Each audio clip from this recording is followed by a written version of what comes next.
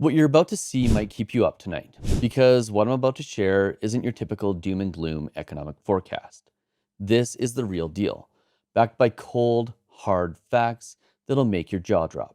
You see, every single depression in history has followed the exact same pattern. It's like watching a tragic movie where you know the ending, but nobody else does. And here's the kicker. Right now, we're seeing all the classic warning signs flashing red. Skyrocketing markets that make everyone feel like a genius, debt levels that would make your grandmother faint, a wealth gap that's turning into a wealth canyon, and the scariest part, nobody's paying attention. But here's where it gets interesting. While most folks are out busy playing musical chairs with their 401ks, a small group of smart money players are quietly positioning themselves for what's coming. And today, I'm pulling back the curtain on their playbook. We're going to talk about the difference between a recession and a depression, something that the last few generations haven't seen. The 5 unmistakable signals that always show up before an economic collapse, why traditional safe havens might be the riskiest place for your money, and most importantly, how to turn this looming crisis into your biggest opportunity. So don't wait until the mainstream media starts ringing the alarm bells. By then, it'll be too late. Now's the time to start preparing so you can be part of the smart money instead of part of the group that gets wiped out. So let's start with the obvious here real quick.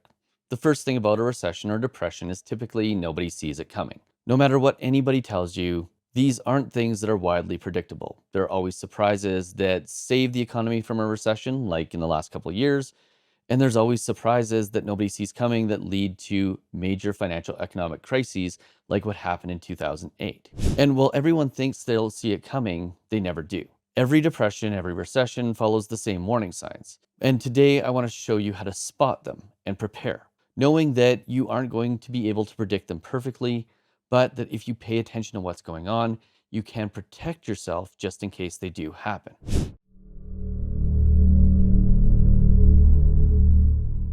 And the first thing that we need to consider is that there is a very real difference between a recession and a depression. If you watch places like this, YouTube, where you have all kinds of people who now have a voice and ability to talk about things like recessions, depressions, and the economy, you'll know that many people believe that the next depression is right around the corner.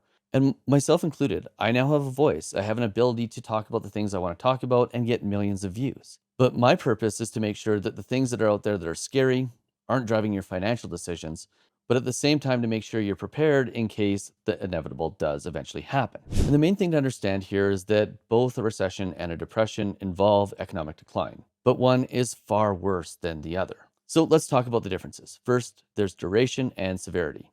Recessions last a few months, maybe a couple of years. Depressions, on the other hand, can last several years or even a decade. They're significantly longer in nature than your typical recession. Then there's the GDP decline. Recessions, GDP declines for 2 consecutive quarters. Now, a decline, technically speaking, can be 0.1% or 0.01%. And it's only for half a year to qualify as a recession. A depression, on the other hand, can see GDP drop by 10% plus and remain low for years. It's a far more severe and deeper economic collapse. In fact, even 2008, which I'll talk about later, wasn't really a depression. It was a very severe recession, but nothing like what the people went through in the 1930s. Then there's employment rates. During recessions, unemployment rises to 5 to 10%, quickly recovers. Depressions, on the other hand, can see unemployment hit 25% or even higher, and those job losses in a depression can be severe and long lasting. Normally, during a recession, people will lose a job and typically get rehired somewhere else within 6 months to a year at worst. During a depression, the ability to get a new job can often take years. Then there's things like business and bank failures. During a recession, you might have some businesses fail, but most survive. But during a depression, there's widespread business and bank collapses. The financial system breaks down to the point where businesses, which are typically set up in a way where they can survive, don't. And then there's the stock market, because during a typical recession, you'll see a drop of 20 to 30%, and it'll recover in a few years. During times of depressions, markets can crash 50+% and take decades to recover. I mean, even think about the 2008 financial crisis. It only took a few years for the stock market to recover. It only took a few years for the housing market to recover. But when there's a depression, it can take decades. And not only that, during the Great Depression in the 1930s, stocks dropped almost 90%. They didn't get anywhere close to that during 2008, during the financial crisis. And when you really take a look at this, you have times like 2008 and 2020 where we saw severe recessions. And yes, they were severe, but they were nowhere near the magnitude of the Great Depression, which is why previous generations have been so afraid of things like debt and have been far more inclined to save money. It's because the Depression is the type of thing that strikes fear into people, unlike things like 2008 and COVID, where we saw spending decrease, we saw debt maybe not get accumulated as fast, but a few years later, we obviously started seeing people fall back into the exact same habits they had before. Otherwise, why would debt be at an all time high like it is today? So, before I get into the warning signs of how you can spot a depression coming, here's the bottom line: a recession is temporary, a depression is prolonged. And for most people, at this point in time, there are very few of us that have ever seen a depression. We only have these stories from our grandparents and our parents to remind us of the dangers. But it's important to understand the difference in order to prepare for the future, in order to make sure that if a depression does come around, we are positioned to not get wiped out by it. But before we talk about how to prepare, let's talk about those warning signs. Okay, so there's clear warning signs that a depression is on the horizon. How do we know this? Because we can look back in history, and in hindsight, it's very clear. Now, these things may not be as obvious in real time, but if we really pay attention to what's going on, we can look at present day, compare it to the past, and at least know if we're at risk of something going bad. And the first sign that a depression is on the horizon is typically the illusion of prosperity. The economy appears to be booming like it was post COVID, but there's weak foundations built off of things like money printing. Speculation runs rampant. There are people who are investing in things like Bitcoin and gold and believing that those investments cannot fail. But they can and they will. But the concept of easy money leads people to make financial decisions that, had they ever actually been through a Great Depression, they would never make, because people ignore the warning signs. And there's always the belief that this time is different. We've got a new president. We've got some other financial thing that makes this time different. The reality is, it's probably not. The only question is, how bad will it be? Will it be recession bad, or will it be depression bad? Then there's warning sign number 2: debt explodes. And yes, absolutely, we've seen this. We've seen it with the government's debt, we've seen this with business debt, and worse, we've seen it with individual debt. Debt that is completely unsustainable and that's fueled by cheap credit that encourages risky financial behavior. Borrowing on credit cards, buying bigger houses that people can't afford if something happens in the economy. And the bigger the debt bubble, the harder the crash. We saw this in 2008 with the financial crisis.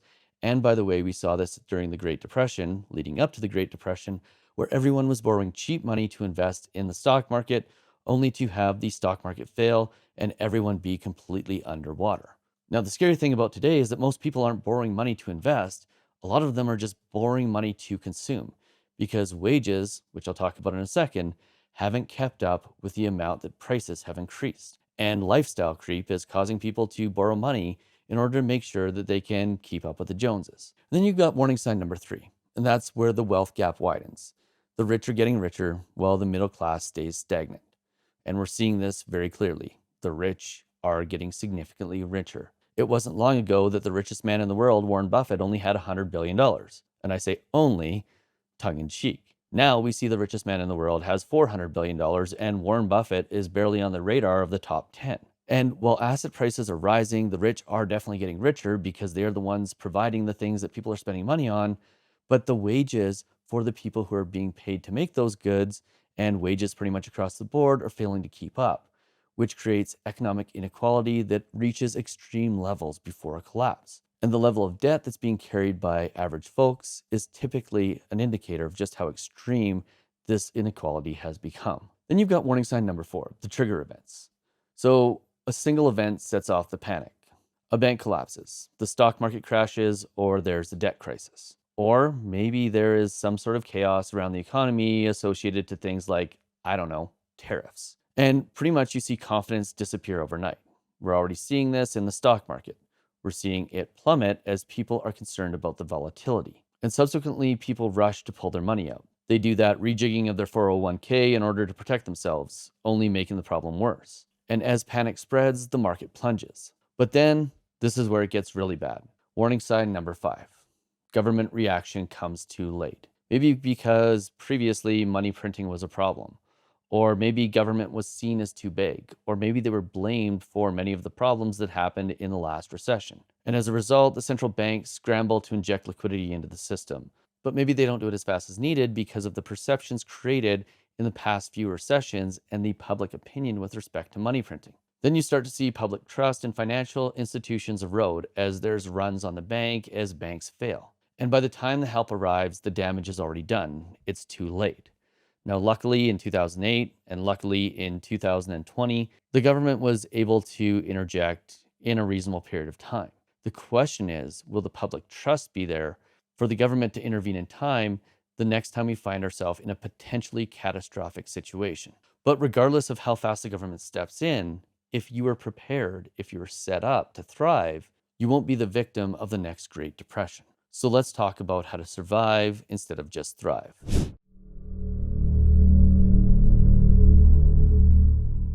So here's the reality of a depression. Unemployment will spike, people will lose jobs, businesses will shut down, and people will lose their homes. But there are ways to protect yourself from any of this stuff happening to you. Consumer confidence, of course, will collapse, and there will be changes in spending habits for generations. I saw this with my parents saw this with their parents.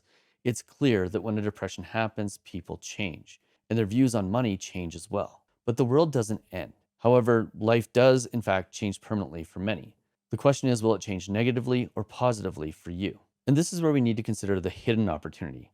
Whether the next recession is just a recession or a depression, every recession, every depression creates a massive wealth transfer opportunity. Assets go on sale at historic lows for those who are prepared, and the smartest investors, the ones who have prepared well in advance, are able to buy when everyone else is panicking.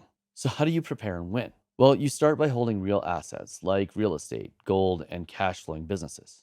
Now, be careful here because you don't want to have all of your money in any one of these things, especially not in gold. But having a small percentage of your net worth in gold can definitely be beneficial during something like a depression. And I'm talking no more than 5 to 7%. Then you want to eliminate risky debt before it's too late. Get rid of any liabilities that could bring you down with the system. And then the next step is to build multiple streams of income that can survive an economic downturn.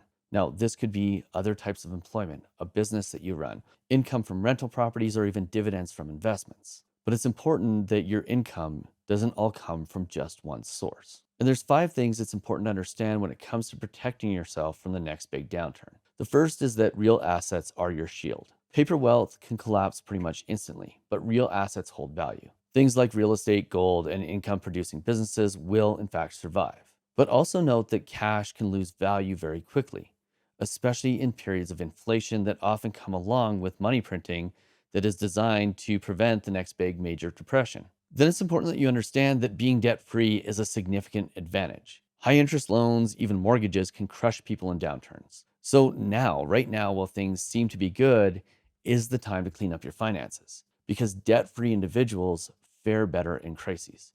And especially debt free individuals who own things like real estate without debt, they're the ones who are most likely to survive any economic storm. Then the third thing you need to know is that it's important to build resilient income streams. Diversified income helps weather economic shocks.